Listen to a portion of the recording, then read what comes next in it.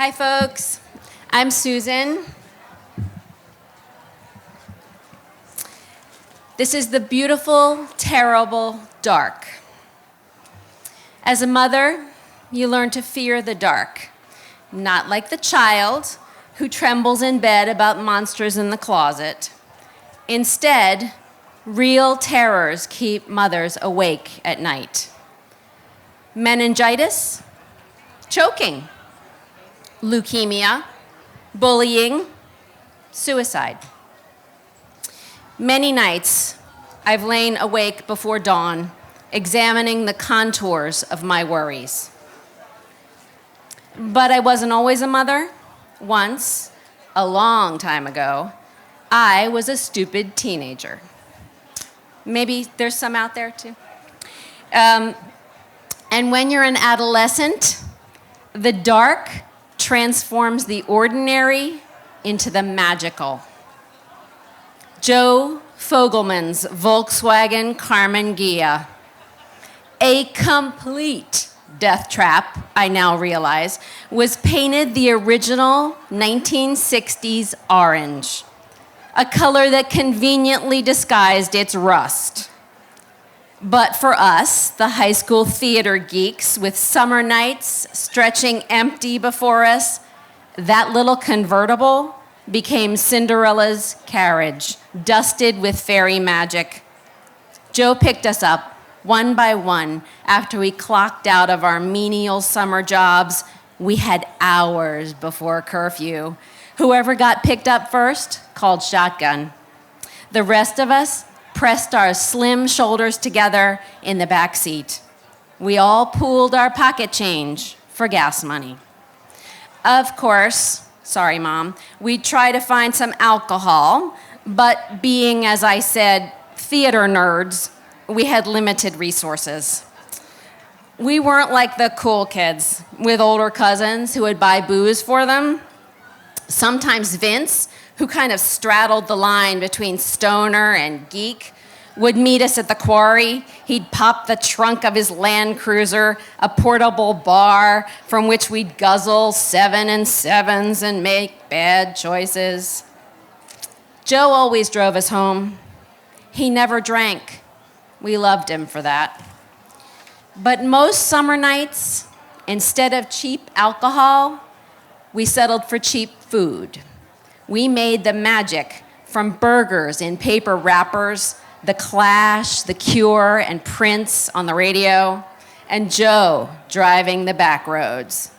He always had a route in mind, the whoop-de-doos on Seven Hills Road in Ellicott City, or swooping the curves out in western Howard County, where we'd all moo at the cows napping in the dim fields. Oh man, Joe loved to drive.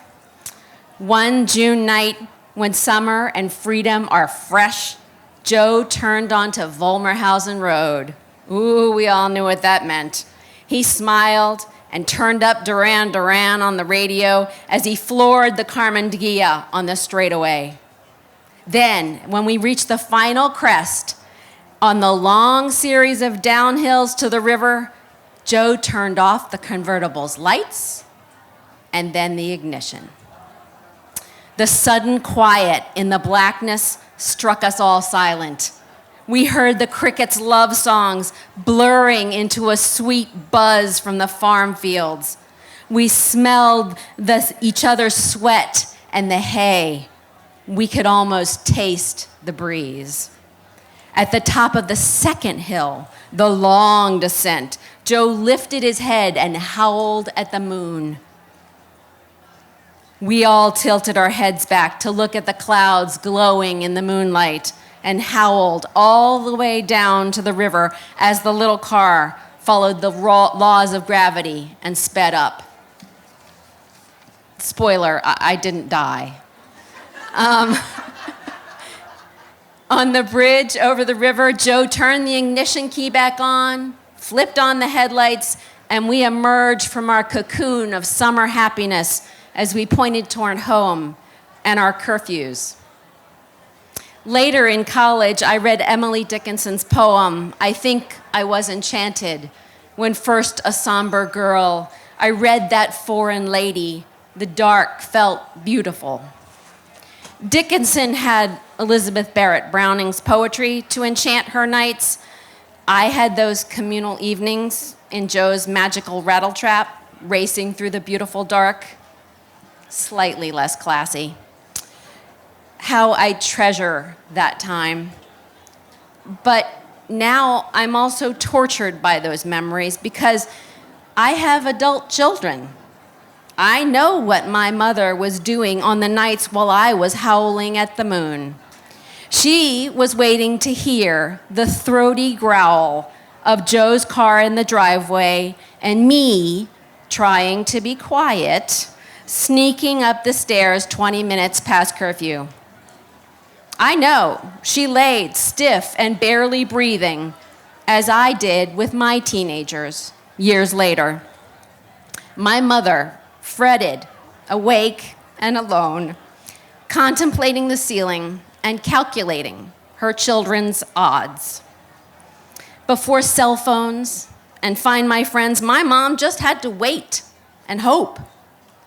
One night, when a boyfriend fell asleep while driving and slid us into a grove of trees, she did get that call in the middle of the night from the hospital.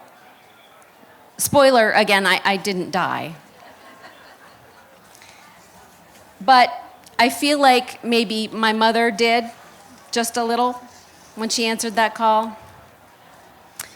Memory collapses time. I find myself staring at the ceiling of my own bedroom as both a mother and a daughter, terrified at what happens to children, my own, my friends, the world's.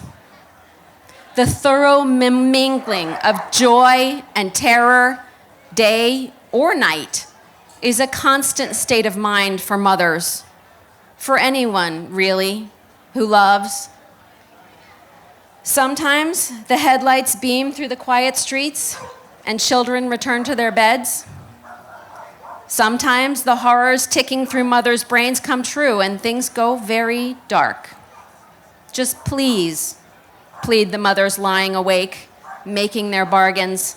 Please not for a long, long time.